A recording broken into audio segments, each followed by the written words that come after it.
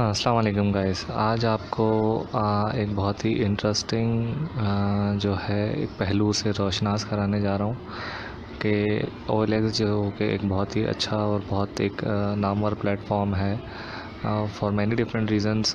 चाहे आपने job search करनी हो, चाहे अपने घर की कोई फालतू चीज़ बेचनी हो, या घर के लिए कोई चीज़ ख़रीदनी हो, या किसी सर्विसेज प्रोवाइडर का आपने कोई डिटेल या कुछ कांटेक्ट लेना हो, तो ये प्लेटफॉर्म आपको बहुत इजीली जो है ऑन द गो ये सारे सॉल्यूशंस प्रोवाइड करता है।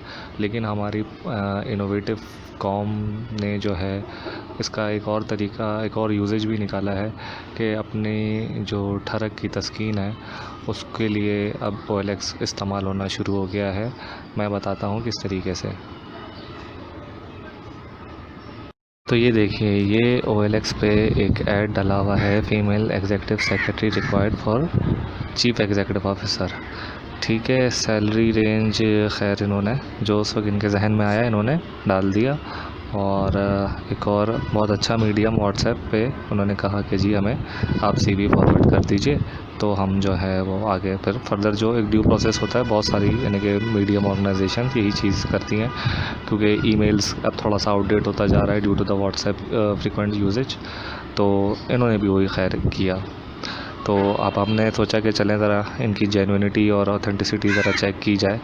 तो हमने इन्हें कांटेक्ट किया व्हाट्सएप के ऊपर, एक फ़ेक CV बना के फॉरवर्ड की गई, और क्या बात हुई, किस तरीके से बात हुई, वो ज़रा आपको दिखाते हैं।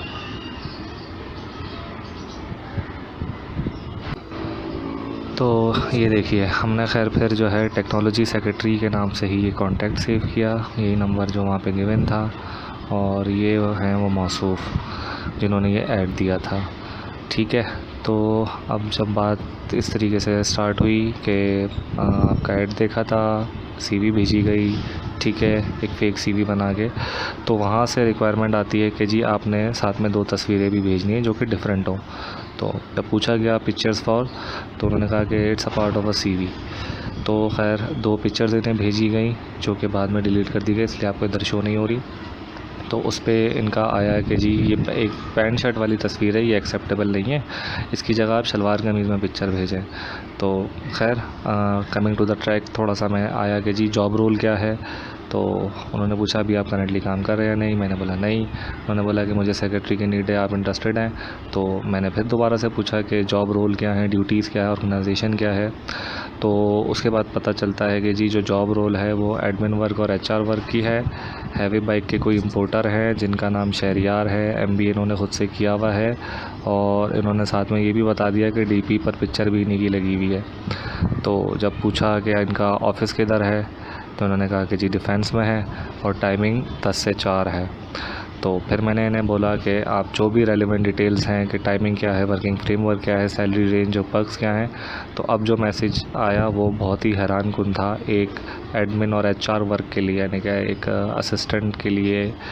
तो ये जनाब कह रहे हैं कि जो है वो 72,000 सैलरी है, और 3 महीने बाद ये 80,000 हो जाएगी। सैटरडे संडे ऑफ है, और यानी कि इतने बहुत ही यानी कि दरिया दिल इंसान थे ये कि इन्होंने ख़ुद कह दिया कि पिक एंड ड्रॉप भी ये ख़ुद देंगे।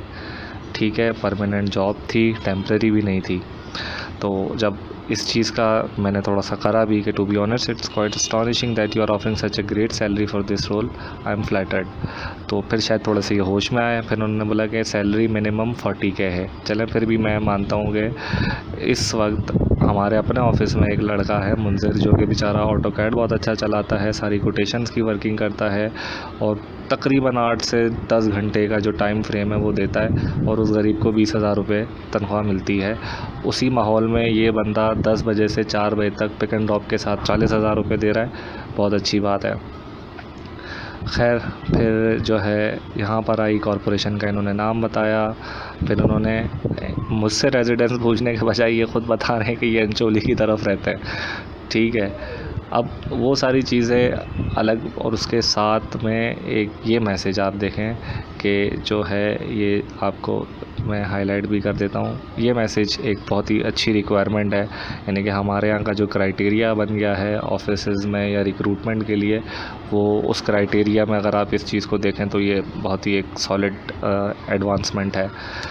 तो खैर ये एक चीज़ थी जो कि नॉलेज में, क्योंकि अगर आप OLX पे जाएं तो आपको इस तरीके के बेशुमार एड्स मिलेंगे जिसके अंदर इसी तरीके की कुछ मामलात हैं और CV मांगी जाती है, व्हाट्सएप पे तस्वीरें मांगी जाती हैं।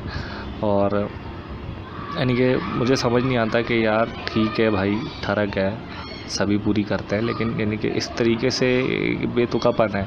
क्योंकि देखें, जॉब करने के लिए कोई भी अगर घर से बाहर निकल रहा है या जो जॉब सर्च कर रहा है ना, तो वो नीडी पर्सन है, यानी कि वो इस वक्त कोई परेशानी में है।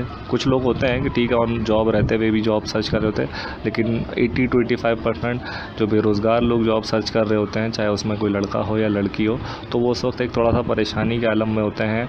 और हमारी एक इनोवेटिव ठरकी कम्युनिटी ने इसको भी एक ज़रिया बना लिया है अपनी तस्कीन का बाइस बनाकर। तो आप तमाम लोगों से गुजारिश है कि कमेंट्स में बताइए कि ऐसे लोगों के साथ क्या करना चाहिए।